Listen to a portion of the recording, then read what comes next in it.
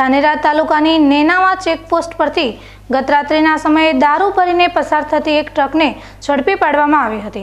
Dhanera police Nenava checkpost પર રાત્રિ દરમિયાન વાહન ચેકિંગમાં હતી। તે સમયે રાજસ્થાન રાજ્ય તરફથી એક આઈસર ટ્રક ગુજરાતની ચેકપોસ્ટ પસાર કરવાની તૈયારીમાં હતી।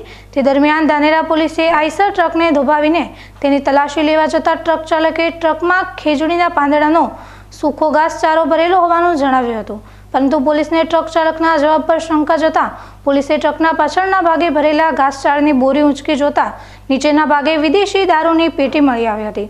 ટ્રકમાંથી દારૂની પેટીની ગણતરી કરતા કુલ 4,776 બોટલો મળી આવી હતી, જેની કિંમત 6,98,400 રૂપિયા થાય છે। પોલીસે આ ઘટનામાં ટ્રકની કિંમત સાથે 17,03,400 રૂપિયા મુદ્દામાલ કબજે લઈ ટ્રક ચાલક રાજસ્થાનના બાડમેર જિલ્લાના હનુમાન રામ વિશ્નોઈ વિરુદ્ધ ફરિયાદ દાખલ કરી વધુ તપાસ હાથ ધરી છે।